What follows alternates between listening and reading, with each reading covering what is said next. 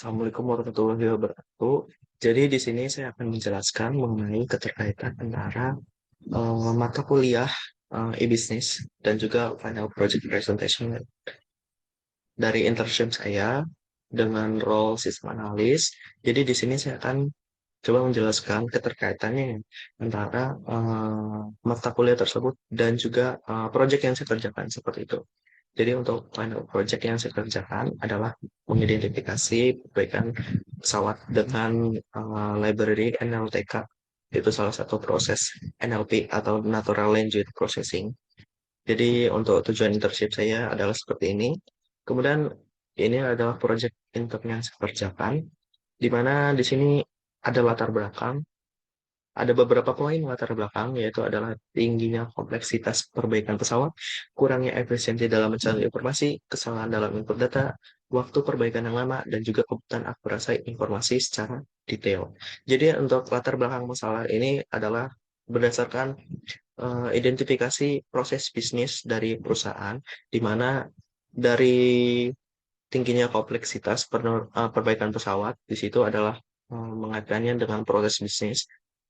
Nanti saya akan jelaskan secara detail apa yang saya kerjakan juga mengenai keterkaitannya dengan mata kuliah e-business seperti itu. Jadi dalam proyek yang saya kerjakan ini ada keterkaitan di mana di situ adalah adanya proses bisnis dari efisiensi dan juga perbaikan dalam pesawat seperti itu. Nah, jadi di sini saya coba mengaitkannya dengan proses bisnis yang ada di dalam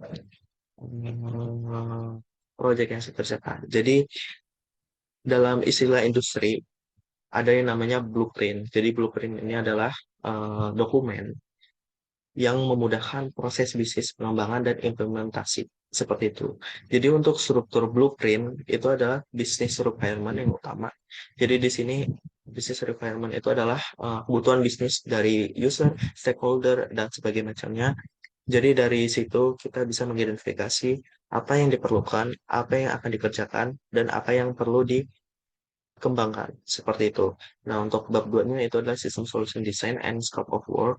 Kemudian ketiga adalah Design Database. Dan yang keempat adalah Role Matrix. Seperti itu. Jadi ini adalah blueprint atau dokumen untuk proses bisnis seperti itu. Nah, ini adalah contoh business requirement untuk di bab 1. Nah, bisa dilihat nih dalam business requirement ternyata ada identifikasi dalam user informasi. Jadi user informasi itu siapa? Misalkan dia namanya siapa, dari unit mana, kemudian eh, lokasi untuk eh, requirement-nya itu di mana. Nah, seperti itu. Dan dijelaskan untuk latar belakang atau background kenapa requirement ini diperlukan seperti itu. Dan harapannya untuk goals serta objektif yang perlu didapatkan dari bisnis requirement tersebut. Seperti itu. Ternyata setelah diidentifikasi backgroundnya kenapa dalam bisnis requirement itu sangat penting ya. Jadi bisa dilihat di bagian kanan, di sini terdapat background. Ternyata dalam melakukan pesawat dibutuhkan beberapa equipment support. Nah, dari situ kita mengidentifikasi equipment itu apa? Ternyata ada pushback car, ground power, unit, main truck, dan equipment power lainnya. Nah, dari situ dibutuhkan sebuah platform GSE Excellent Request. Nah, dari situ proses bisnisnya diperlukan ternyata karena equipment ini memerlukan penunjang dalam prosesnya seperti itu.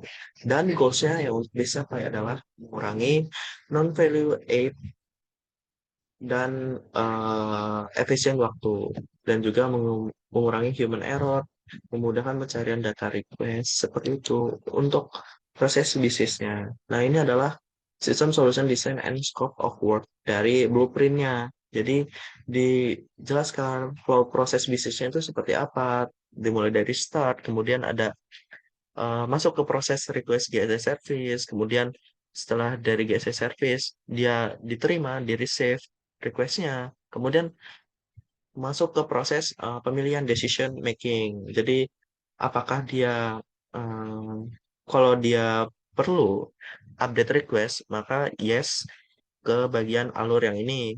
Sedangkan kalau no, dia akan dipertimbangkan kembali ke decision baru. Apakah ini akan diterima atau tidak, seperti itu. Kemudian dia akan lanjut ke bagian yang bawah nih. Kalau no, ternyata dia perlu pertimbangan lagi. Dia harus exclude GSE service-nya itu apa, seperti itu. Nah, kemudian dari segi functional dan non-functional requirement, ternyata di sini ada beberapa fitur yang perlu dibutuhkan oleh si user. Ternyata dari segi home, equipment, dan dashboard, mereka perlu. Itu untuk dari segi fungsionalnya. Bagaimana untuk non-functionalnya? Ternyata dari segi non-functional, dia memerlukan beberapa poin yang perlu ada di sistemnya. Ternyata dari segi performance, security, dan compatibility seperti itu. Nah, ini untuk use case diagram dari blueprint atau dokumen proses bisnis yang dibuat. Jadi, di sini ada user dan juga operator sebagai yang mengakses beberapa fitur dan juga admin sebagai super uh, adminnya seperti itu. Nah, ini adalah mind map untuk proses bisnisnya.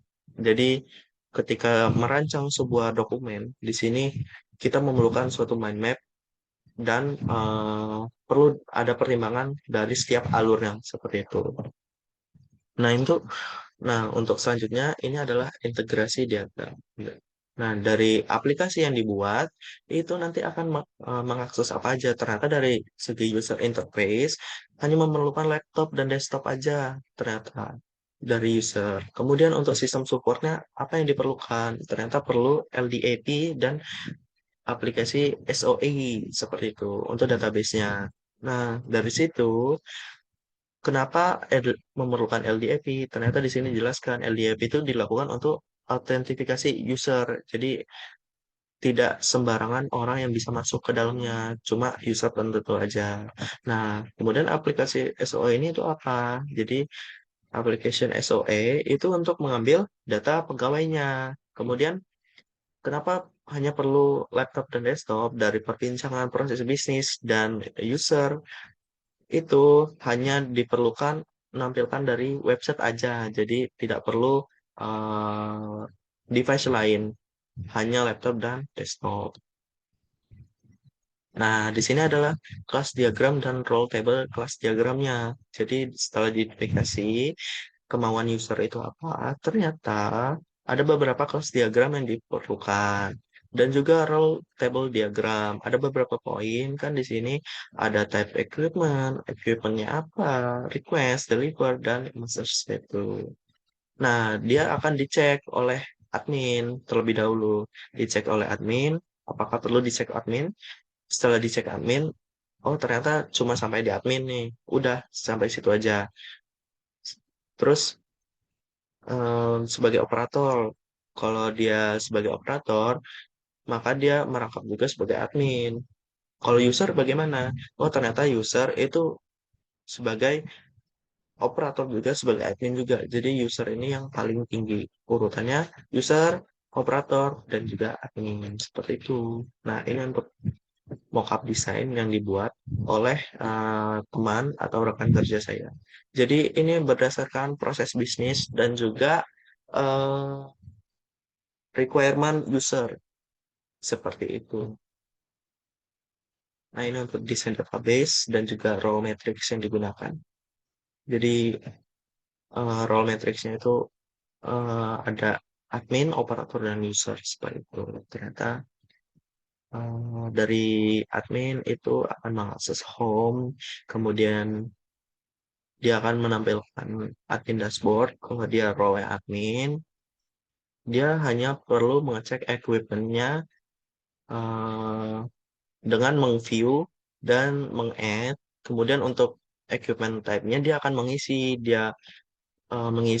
view equipment type dan juga add new equipment type. Sedangkan kalau operator dia mengakses eh, available request. Jadi execute requestnya seperti itu diakses, kemudian dia akan mengecek yang tadi di admin, apakah all requestnya itu perlu pertimbangan lebih lanjut atau tidak. Jadi dicek view all detail request dan tidak perlu sedetail seperti admin karena operator di sini fungsinya cuma melihat request yang ada dari eh, requirement yang sudah diinputkan oleh admin seperti itu. Nah, kalau user ngapain? Ternyata user di sini adalah yang paling tinggi. Dia yang meng-create request. Dari create request itu, dia akan masuk ke bagian operator dulu gitu. Kemudian nanti yang inputin admin ataupun operator bisa menginputkan seperti itu. Jadi dari user ini create request apabila perlu dipertimbangkan nanti akan ke bagian admin dan juga bagian operator.